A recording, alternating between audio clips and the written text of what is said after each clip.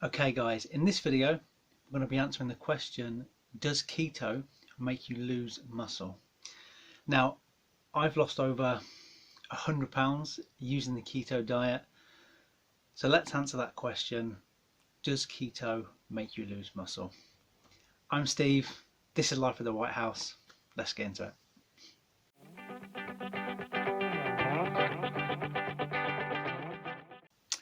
Okay guys, now keto has changed my life completely and completely helped me with my quality of life and many different aspects of it. I've lost over 100 pounds, as you can see, and it's just been completely life-changing.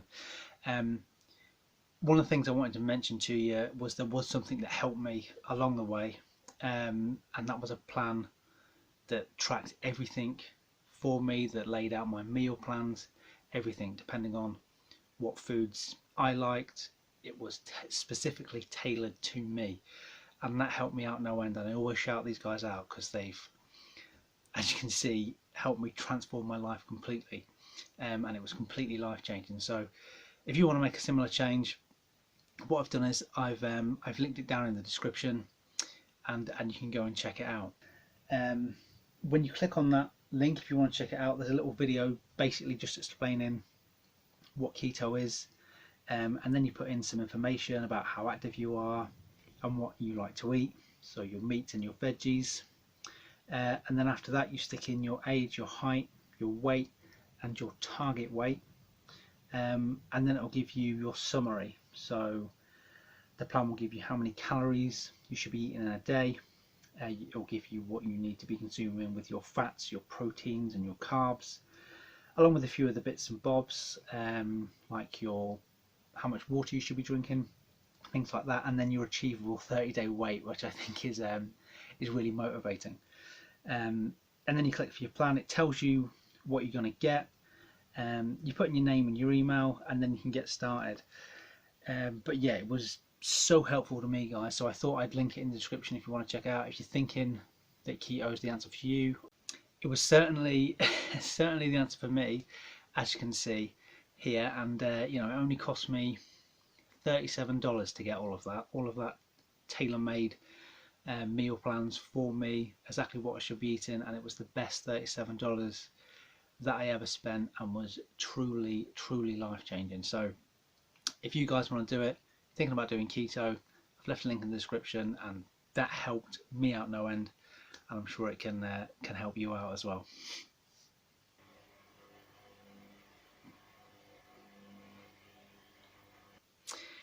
Okay guys, the importance of training when it comes to keto and maintaining your muscle mass. Now, if you've been going to the gym regularly, you know, lifting weights or trying to get fitter in whatever capacity, if you have a period where you don't go to the gym, then you're going to lose that level of fitness, or you're going to lose some muscle gains. So if you don't train, you don't gain muscle. So consistency is going to be key here if you're on the keto diet, or if you're on a different diet. It can be low carb, high carb, anything in between. Obviously the keto diet has worked wonders for me, so I would recommend that, but whatever gets you results is the right diet for you. But keto worked for me, so that's why I preach it. But when it comes to keto and maintaining the muscles that you've built in the gym, or maintaining them gains, them levels of fitness, you have to be consistent. You have to be in the gym. You can't just expect to maintain what you've built if you step away from it for an extended period of time. That isn't going to happen. It doesn't matter if you're on keto or on something else. Like I said before, you will slowly start to lose what you've built there. Now, in terms of forms of training, what I like to use is progressive overload. I love this form of training. So basically what that is you start with a small weight on the bar, on the dumbbell, and then slowly over time you increase that weight and then you are lifting more weight and more weight as you get stronger. Just small incremental improvements, you know, when you're in the gym for a longer period of time. And that's what progressive overload is. So as you get stronger, you increase the weight. And I love using this form of training. I mean, even when I'm outside of the gym, I think I did, I ran a lot, and even with running when I was out on the roads, I tried to use progressive overload, which was challenging, but I did manage to get it done. If you want to check that out, I'll leave a link above my head somewhere here where you can go and check that out. But progressive overload for me was key in maintaining muscles whilst on keto, and the gains that I've made in the gym. But yeah, that is key. Consistency is going to be the key, guys. So yeah, do that, be in the gym, be consistent, and you shouldn't see much or at all of losing any form of muscle gains that you've made in the gym whilst on a ketogenic diet. So as long as you're consistent, you should be good. But there is another point to that, and it's to do with the amount that you're eating, and that's what we're going to get into next.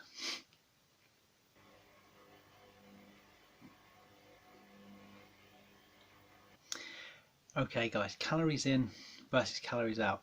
Now, I spoke about this in a previous video, so I won't go into too much detail, but basically what it is you have three forms of it. You've got a calorie deficit, calorie maintenance, and a calorie surplus. If you're looking to build muscle or to gain a little bit of weight, you want to really be in a surplus, or at the very least in maintenance. If you're in a calorie deficit and you're trying to lose weight, you're not really going to be able to build muscle, depending on your starting point. I mean, if your starting point is similar to my starting point, and you have a lot of improvements to be made, then you can have that elusive body recomposition where you both lose fat and gain muscle. That is a very real possibility if you have a long way to go on your weight loss journey, if you like. If you're very, very big, then you can definitely lose a bit of fat and gain a bit of muscle at the same time. But if you are relatively lean, then it's going to be a lot more challenging to be in a deficit and then lose fat and put on muscle. That's going to be almost impossible for you. But calories in versus calories out when it comes to keto, and when it comes to maintaining muscle or even building muscle, you're going to look to be in caloric maintenance or a caloric surplus.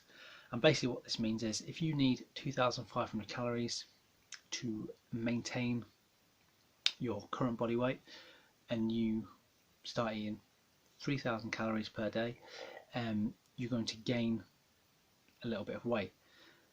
Now, if you're in the gym and you're lifting heavy and you're focusing on your compound lifts and things like this, some of that weight you're going to gain will be muscle, and that's how you gain muscle. And if you're in a caloric maintenance, so you need 2,500 calories to maintain your weight, say, like, it's different for everybody, and you eat 2,500 calories and you're in the gym and you're lifting, then that you're probably going to maintain your current muscle mass. But if you're in a deficit, then it's going to be a lot more challenging. That makes sense? Any questions, leave them down there in the comments. But that is another key element to it. It's the amount of food, calories or fuel really, that you're putting into your body, because kind of see calories as fuel for the body. So that's also going to be key when maintaining muscle on keto. Calories in versus calories out.